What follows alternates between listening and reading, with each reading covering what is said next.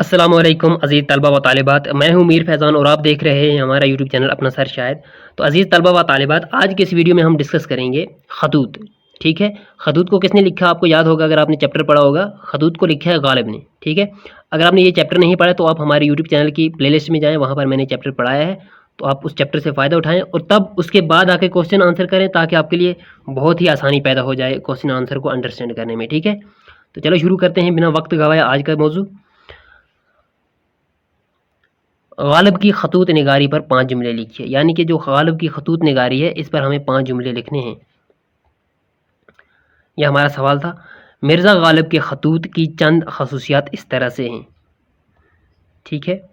انہوں نے مراسلے کو مکالمے میں تبدیل کر دیا، ٹھیک ہے۔ یہاں بدل دیا، بنا دیا، اگر اس کے یہاں بدلے میں آپ بدل دیا بھی لکھو گے تو کوئی اس میں خرچ نہیں ہے، ٹھیک ہے۔ ان کے خطوط، یہ خطوط ہے، ان کے خطوط میں عام بول چال کی زبان پائی جاتی ہے، یعنی جو عام لینگویج ہوتی ہے جو کہ سمجھ آ جائے، ٹھیک ہے، ان کے خطوط میں وہی لینگویج پائی جاتی ہے۔ غیر ضروری طوالت کی ان کے خطوط میں گنجائش ہی نہیں، تو یہاں پر خطوط ہے، ٹھیک ہے، تو غیر ضروری کلام ان کے خطوط میں بالکل نہیں ملتا۔ ان کے خطوط میں ظرافت پائی جاتی ہے، تو ان کے خطوط میں کیا ہوتا ہے؟ ظرافت پائی جاتی ہے۔ مرزا غالب کے خطوط کی زبان نہایت عام فہم اور شیریں ہے، شیریں کہتے ہیں میٹھے سے، ان کی زبان جو ہے خطوط کی وہ بہت سادہ ہے اور بہت میٹھی زبان ہے، ٹھیک ہے۔ سوال ہے، اپنے دوست کو خط لکھیے جس میں خط نہ لکھنے کی شکایت کی گئی ہو۔ اپنے دوست کو خط لکھنا ہے اور اس میں یہ ہو کہ اس نے خط آپ کو نہیں لکھا، اس کے لیے شکایت کی گئی ہو، آپ کی طرف سے شکایت ہو، ٹھیک ہے۔ تو خط کو اس طرح سے لکھتے ہیں، یہ یاد رکھنا آپ، خط کا ڈیزائن ایسا ہی ہوتا ہے۔ پیارے دوست، یہ الف بے جیم ہے، اس کے بدلے میں یہاں پر ایکچولی نام ہوتا ہے، تو ہمیں نام منشن نہیں کرنا ہوتا ہے ایگزام میں، ٹھیک ہے۔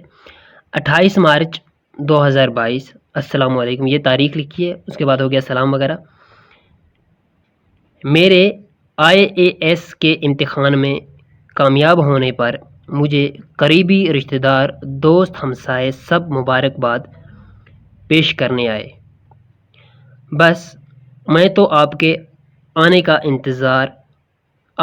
کے انتظار میں ہوں اور آپ کی راہیں تکتا ہوں، ٹھیک ہے، تکتا رہا، مگر نہ ہی آپ آئے اور نہ ہی آپ کا خط۔ یہ اس کا جو جواب ہے، تو یہاں پر یہ بہت مضبوطی جواب پکڑ رہا ہے، ٹھیک ہے، مگر نہ ہی آپ آئے اور نہ ہی آپ کا خط آیا، ٹھیک ہے۔